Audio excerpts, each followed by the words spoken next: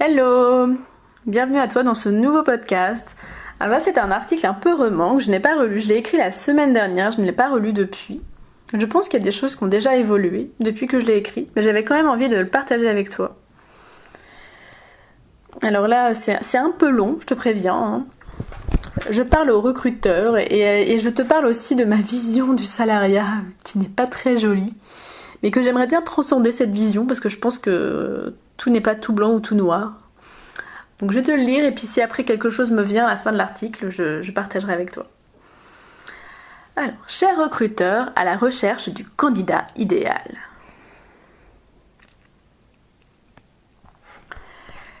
Cher recruteur à la recherche du candidat idéal, je ne te connais pas tellement à vrai dire. Pourtant, je t'ai beaucoup critiqué. J'ai dit de toi que tu ne prenais pas en compte les gens pour qui ils sont vraiment, en te fiant à quelques lignes sur un CV. Un être humain se résume-t-il réellement à quelques lignes sur un CV ? Bon, d'un autre côté, si tu reçois plus de 10, 15, 20, 50 CV par jour, je me doute bien que c'est compliqué pour toi de recevoir tous les candidats qui se bousculent à ta porte avec l'envie fulgurante de travailler pour toi. Et pourtant, même si je ne connais pas très bien ton secteur d'activité, souvent, tu galères à recruter quelqu'un de performant, motivé, apte à exécuter le travail que tu lui demanderas. Et de l'autre côté, des candidats se bousculent pour aller à ta rencontre. Comment se fait-il que vos chemins ne se rencontrent pas ? Où est le problème ? Le monde du salariat est-il mort à l'heure où nous sommes de plus en plus nombreux à créer notre propre métier ? Je ne pense pas. Pas à l'heure où j'écris ces lignes en tout cas. En ce moment, je sens que les entreprises ont besoin de moi. Ou plutôt que je peux apporter quelque chose aux entreprises pour que les salariés retrouvent confiance en eux et qu'ils se sentent mieux au travail, en se connectant à la beauté autour d'eux et en eux, et au pourquoi ils font ce qu'ils font. Ça peut avoir un effet décapant. Peut-être même que certains se rendront compte qu'ils n'ont rien à faire là, alors que d'autres se sentiront soudain investis d'une mission plus grande qu'eux et retrouveront le smile en se levant tous les matins pour aller bosser. Je connais des salariés heureux, mais encore trop peu, et je trouve ça triste. Je connais des entrepreneurs heureux, mais encore trop stressés, parce que la tête dans le guidon, alors qu'en prenant un peu de recul sur les choses, ça irait beaucoup mieux. En gros, salarié, entrepreneur, peu importe, tout ce melting pot de gens bourrés de talent. Dans mon idéal, je rêve que chacun trouve sa place et incarne le message qu'il a envie de partager au monde. Depuis que j'ai quitté le salariat en septembre 2011, je vis dans la dualité. C'est pourquoi je m'adresse à toi aujourd'hui, cher recruteur. J'aimerais que tu me réconcilies avec le monde du salariat que je dénigre tant. Oui, depuis plusieurs années, je suis dans le rejet de ce statut. Soyons honnêtes, commençons notre relation sur de bonnes bases. Voici la liste non exhaustive de mes croyances sur le salariat. Être salarié, c'est travailler pour le rêve de quelqu'un d'autre. Être salarié, c'est être enfermé dans un boulot où l'on ne prend pas en compte nos talents. Être salarié, c'est être limité. Être salarié, c'est exécuter ce qu'on nous dit de faire sans avoir à donner notre avis. Être salarié, c'est la prison. Être salarié, c'est répéter les mêmes tâches à longueur de journée dans l'ennui le plus total. Être salarié, c'est renoncer à ses rêves. Être salarié, c'est avoir un salaire plafonné même si on développe de nouvelles compétences. Être salarié, ce n'est pas avoir le choix. Être salarié, c'est avoir des contraintes. Être salarié, c'est avoir hâte d'être en week-end, avoir du mal à se lever le lundi matin. Je pourrais encore faire une liste très longue, mais je me suis arrêtée là. Je sais, c'est pas très reluisant comme vision. Donc si tu es salarié et que tu écoutes ça, s'il te plaît, contredis-moi. Dis-moi que c'est faux, trouve-moi des arguments, dis-moi que c'est pas vrai ce que je pense. Parce que je pense que c'est un peu radicaliste quand même comme vision. Mais comme j'ai décidé d'être 100% transparente avec toi, je te livre les choses brutes de décoffrage telles que je les ressens aujourd'hui. C'est là qu'aujourd'hui j'ai besoin de toi. Serais-tu prêt à relever ce défi de la plus haute importance ? M'amener à changer de regard, Me montrer que c'est possible d'être salarié et heureux, salarié et créatif, salarié et épanoui, salarié et kiffer sa vie, salarié et novateur. J'ai déjà un très bon exemple à mes côtés chaque jour. Mon compagnon est salarié et adore son travail. Oh, alléluia! Mais ça suffit pas comme preuve, j'ai besoin de plus, tu comprends? Alors aujourd'hui, je m'apprête à plonger dans une de mes plus grandes peurs. Réintégrer le salariat l'espace de quelques heures ou quelques jours pour reprendre conscience d'un monde que je ne connais plus. Cependant, attention, que les choses soient bien claires, je continue de développer mon entreprise et de partager mon message au plus grand nombre. Hier, j'ai envoyé un CV chez Ikea pour vendre des sapins et chez Chronodrive pour préparer des commandes. Ça me fait sourire rien que d'y penser. J'aimerais bien être une petite souris pour voir la tête du service RH quand ils vont tomber sur mon CV. Soit mon profil va les intriguer, soit je vais tellement les faire flipper qu'ils vont me blacklister. Je sais pas encore, on verra. Je t'en dirai des nouvelles. Ça me fait rire toute seule. Je rigolais déjà en écrivant l'article et en le relisant, ça me fait sourire aussi. Dans tous les cas, quoi qu'il advienne, j'espère juste ne pas prendre la place de quelqu'un qui aurait vraiment besoin de ce travail. Récemment, je rentrais de Paris en covoiturage. Je discutais avec une fille en recherche du Saint Graal, le CDI, qui espérait enfin trouver le contrat de sa vie et ça m'a fait flipper. Comme à chaque fois, ces 3 lettres me terrorisent. Je comprends pas pourquoi tant de monde court après lui. Ai-je donc oublié l'époque où moi aussi, j'ai été tellement fière d'avoir décroché ce fameux CDI? Bon, le seul de toute ma vie entière d'ailleurs. Bon, trêve de plaisanterie, quelle que soit l'issue de mes jolies candidatures chez Chronodrive et Ikea, je ne pense pas que mes talents seront explorés au maximum de mon potentiel. Bon, j'ai envie de dire ce n'est pas très grave puisque je les mets au service de ma propre entreprise. Quant à toi, cher recruteur, quelle belle aventure aurais-tu à me proposer? Si tu arrives sur cet article par hasard, tu es peut-être intrigué ou alors tu es déjà parti ne comprenant pas le sens de ma démarche farfelue. Mettons les choses au clair, je suis ouverte à toute proposition jusqu'au 28 février 2018 à 23h59. L'hiver est la période la plus propice pour moi où je peux me permettre de vivre des expériences extraordinaires tout en continuant de développer ma propre entreprise sans la mettre en péril. Dépêche-toi parce que le temps file vite et je suis pas sûre de renouveler ma démarche ultérieurement. Bon, c'est bien joli tout ça, mais tu dois sûrement te demander ce que je suis capable de faire. Alors, par le passé, j'ai travaillé dans un salon de coiffure pendant 10 ans. Et je n'ai pas du tout envie de renouveler cette expérience. Donc si tu cherches à recruter un coiffeur pour travailler entre les 4 murs d'un salon, passe ton chemin, je ne suis pas la bonne personne pour toi. Je suis aussi formée au maquillage. Mais attention, je suis pas une esthéticienne, alors si tu penses que je peux enlever des poils toute la journée, c'est mort, c'est pas possible. Ma première entreprise offrait des prestations de coiffure et maquillage pour les agences de pub et l'événementiel. Alors aujourd'hui tout ça c'est fini. Alors sauf pour un client que j'ai gardé, que j'adore totalement. Et peut-être que tu peux me faire changer d'avis d'ailleurs. Donc là ça sera pas dans le salariat, à mon avis ça sera en freelance. Mais si tu vends en toute transparence et que tu n'es pas tombé dans le côté obscur de la publicité complètement fake pour tromper le client, je veux bien étudier ta proposition. Parce que c'est vrai que je pense que j'ai une vision aussi erronée de la publicité parce qu'en fait j'ai vu tellement des choses qui m'ont choquée que j'ai mis tout le monde dans le même panier et je pense que là aussi je dois ouvrir un peu mon esprit et aller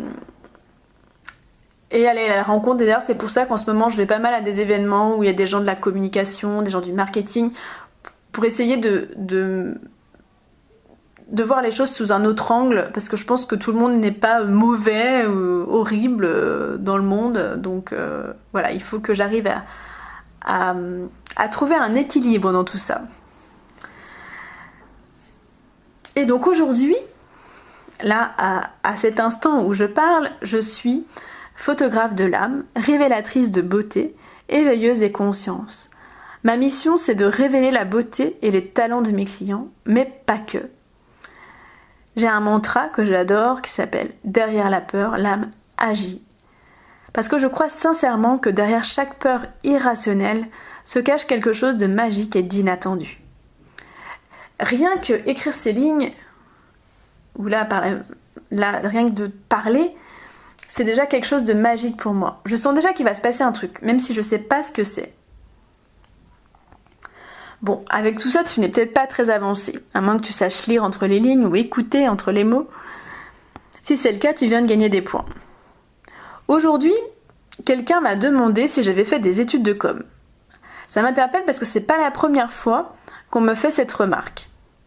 La réponse est non. Ce matin, je suis allée à une conférence sur l'inbound marketing. J'y suis allée par curiosité parce que ce terme était totalement inconnu au bataillon pour moi.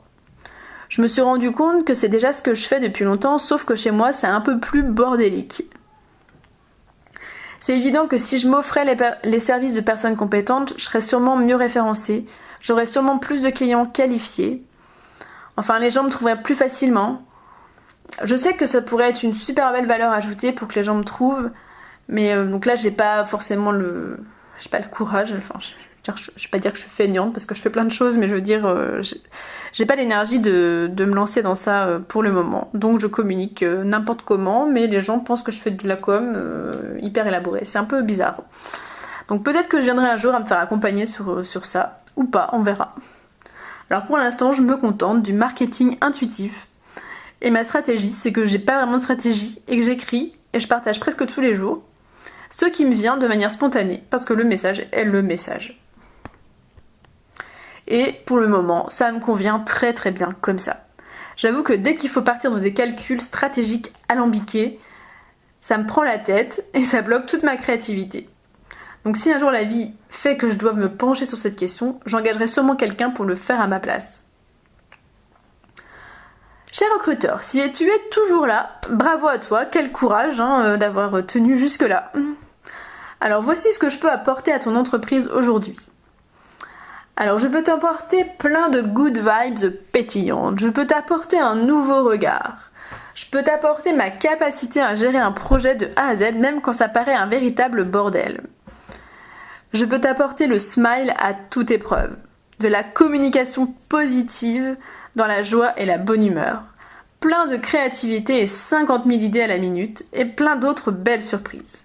Mais avant toute chose, si tu es encore là et que tu n'as pas baissé les bras, t'es vraiment un warrior. Tu dois avoir conscience de ça.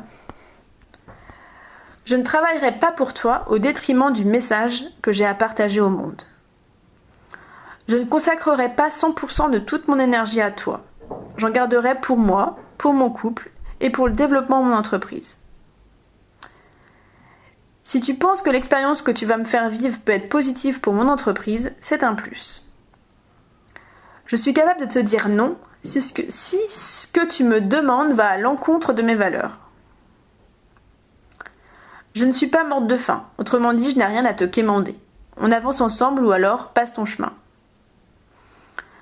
Je suis ouverte d'esprit et capable d'apprendre en moins de temps qu'il n'en faut pour le dire. Alors si tu sens que je peux apporter quelque chose à ton entreprise, même si tu ne sais pas vraiment quoi, je t'écoute, on en parle et on voit si on peut travailler ensemble ou pas.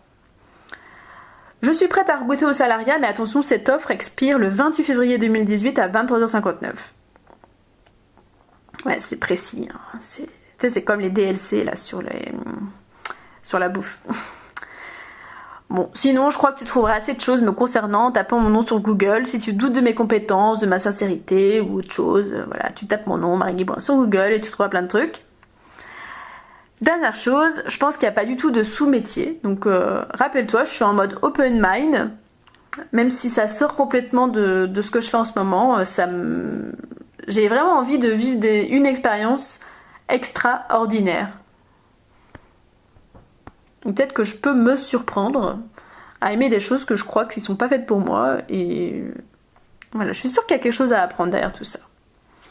Alors, es-tu prêt à prendre le risque de m'inviter à entrer en immersion dans ton univers? Tadadam. Félicitations de m'avoir lu jusqu'ici.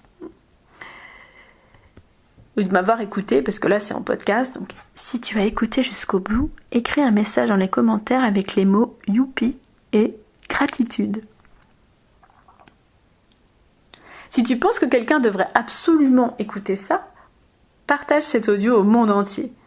Hâte de découvrir les belles surprises déjà en route jusqu'à moi. Je te souhaite une belle journée. Au plaisir de te rencontrer pour de vrai. Artistiquement, Marie, photographe de l'âme, révélatrice de beauté éveilleuse des consciences et aventurière des temps modernes.